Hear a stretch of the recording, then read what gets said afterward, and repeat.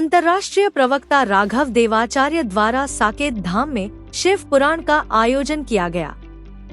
सावन की एक द्वितीय सोमवार के दिन आश्रम से कलश यात्रा ग्वारी घाट नर्मदा माई का पूजन अर्चन कर कलश यात्रा को साकेत स्थापित किया गया। इस आयोजन में महिलाओं ने बढ़ चढ़कर हिस्सा लिया और कलश यात्रा में अपनी उपस्थिति दर्ज कराई। शिव पुराण का आयोजन। साकेत धाम में शिव पुराण का आयोजन किया गया, जिसमें भगवान शिव की महिमा और उनके विभिन्न रूपों का वर्णन किया गया। महिलाओं की भागीदारी। महिलाओं ने बढ़ चढ़कर हिस्सा लिया और कलश यात्रा में अपनी उपस्थिति दर्ज कराई। सांस्कृतिक महत्व।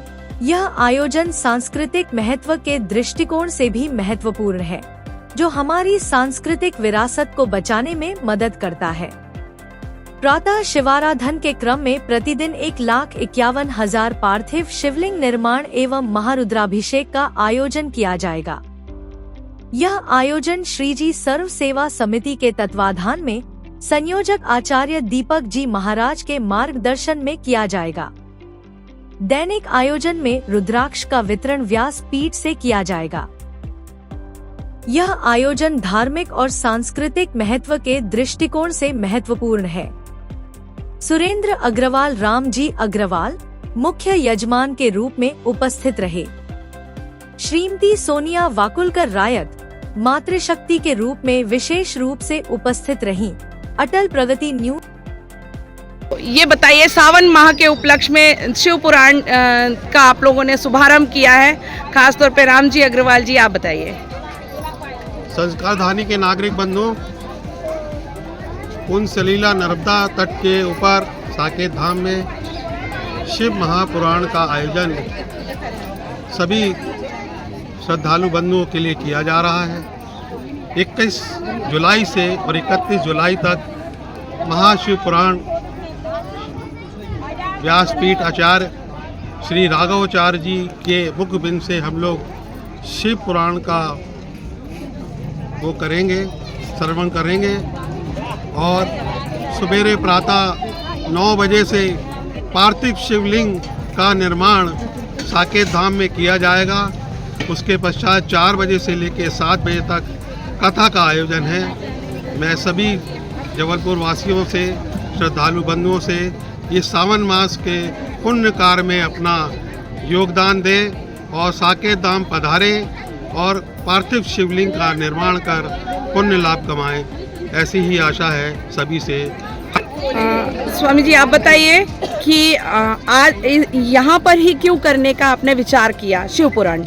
देखिए, एक बहुत सुंदर बात है। स्कंद पुराण अंतर्गत नर्मदा तीरे तपः कुर्यात्। नर्मदा जी के किनारे की गई कोई भी याचना, कोई भी तपस्या, कोई भी जप तप यज्ञ इत्यादि हमेशा हमेशा के लिए सुस्थिर हो जाता है, अमर हो जाता है। जिस प्रकार से नर्मदा जी हैं, सप्तकल्पे 6 छीड़े नामृता तेन नामनी नर्मदा, जो 7 कल्पों से इसी तरह अनवरत प्रवाहित हो रही हैं, कभी भी इनका क्षय नहीं होता।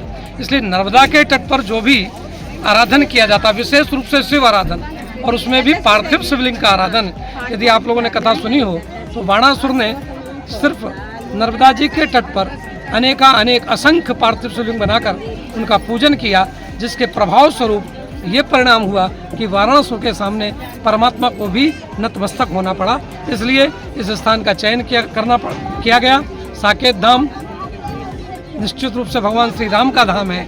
हम सब भगवान भोलेनाथ का पूजन करके भगवान राम की भक्ति को प्राप्त करने का यहाँ प्रयत्न करेंगे।